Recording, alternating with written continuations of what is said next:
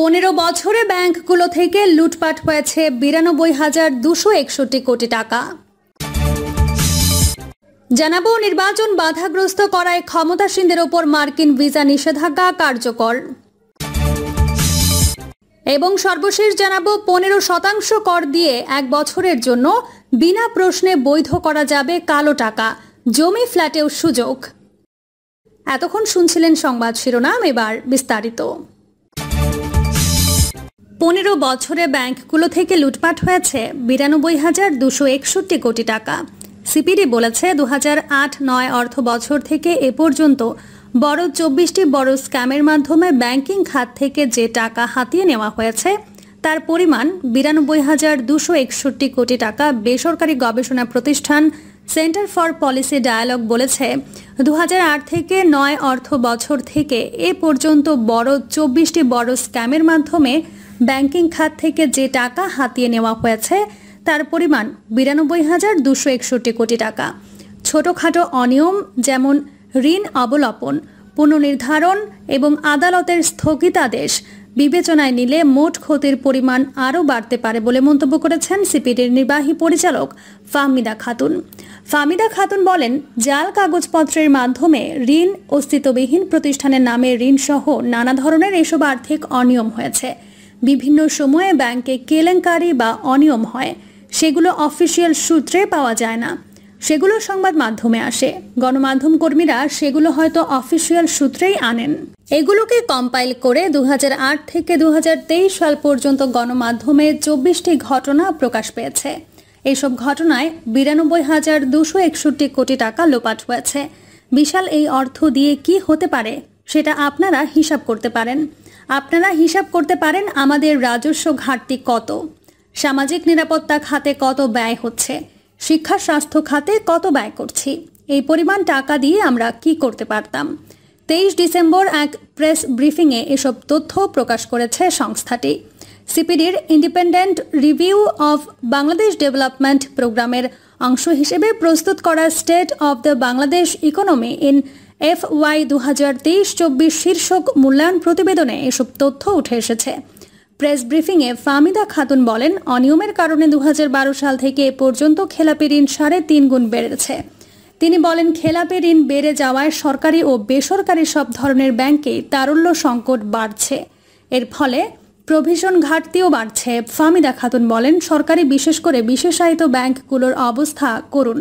বাংলাদেশের অর্থনীতির গতি প্রকৃতি তুলে ধরতে সিপিডির সম্মেলন কক্ষে আয়োজিত সংবাদ সম্মেলনে তিনি আরও বলেন, ব্যাংক থেকে লুটে নেওয়া এই টাকার পরিমাণ সরকারের রাজস্ব ঘাটতি, সামাজিক নিরাপত্তা, শিক্ষা ও স্বাস্থ্য খাতে বরাদ্দের বড় একটা অংশের সমান।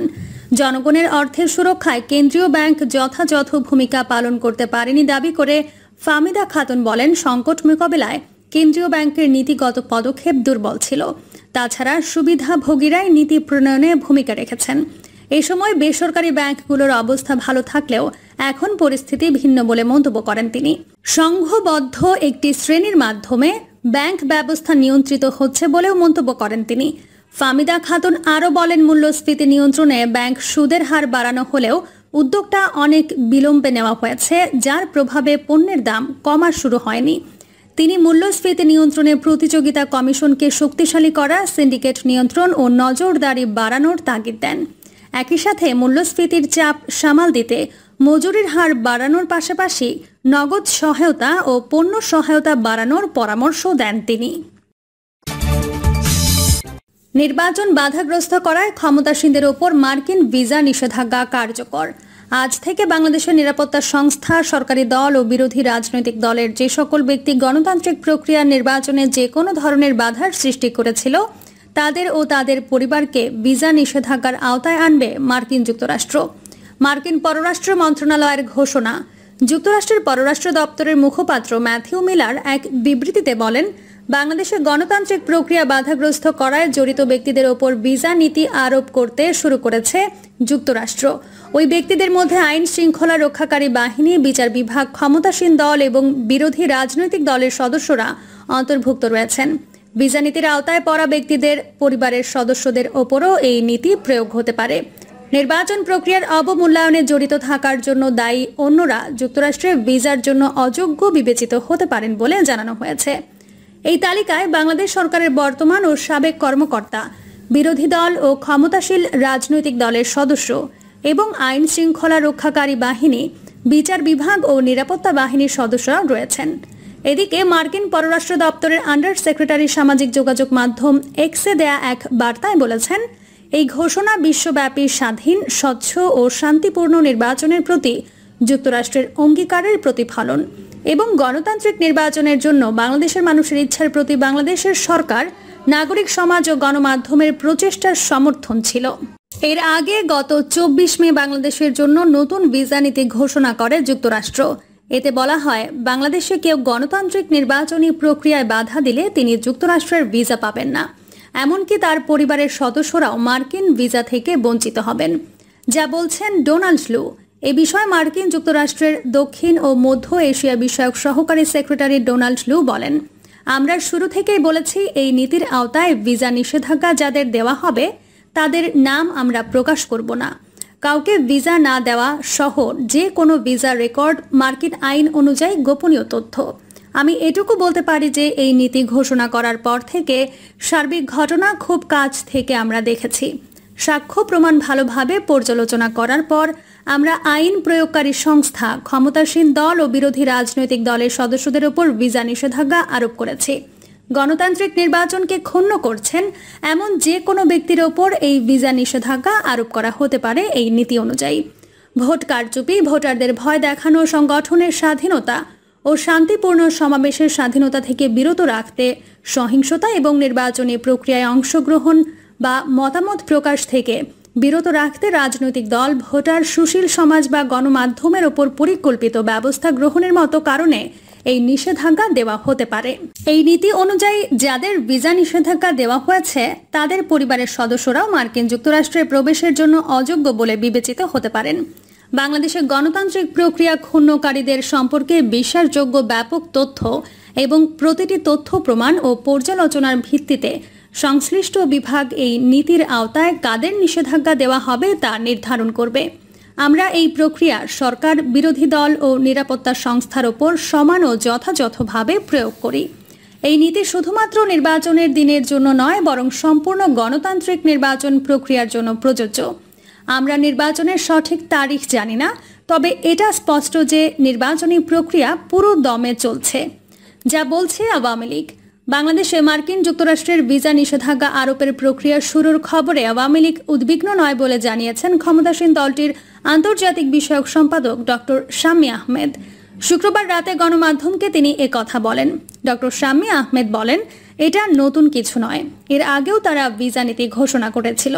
এটা নিয়ে আমাদের উদ্বিগ্ন হওয়ার কিছু নেই। আমার মনে হয় না কোনো চাপ আমাদের ওপর আছে, কারণ আমাদের একটাই কথা, আমরা অবাধ, সুষ্ঠু ও শান্তিপূর্ণ নির্বাচন চাই এবং সেটাই করব। তিনি বলেন, আমি মনে করি যুক্তরাষ্ট্র এমন ভিসা নীতি যদি 2014 ও 2018 সালে দিত, তাহলে বিএনপি দেশ জুড়ে জ্বালাও পোড়াও করতে পারত না। তখন তারা এসব করতে ভয় পেত। 15% কর দিয়ে 1 বছরের জন্য বিনা প্রশ্নে বৈধ করা যাবে কালো টাকা। জমি, ফ্ল্যাটেও সুযোগ।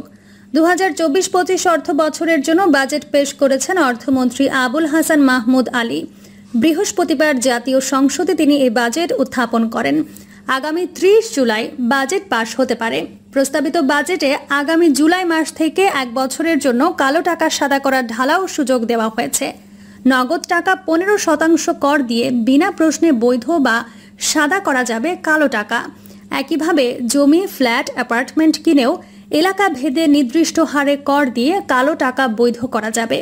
এলাকা ভেদে বর্গমিটার অনুসারে নির্দিষ্ট কর দিতে হবে। বাজেট বক্তৃতায় এ ঘোষণা দেন অর্থমন্ত্রী আবুল হাসান মাহমুদ আলী। অর্থমন্ত্রী হিসেবে এটি তার প্রথম বাজেট, আর তৃতীয় মেয়াদে আওয়ামী লীগ সরকারের 16তম বাজেট।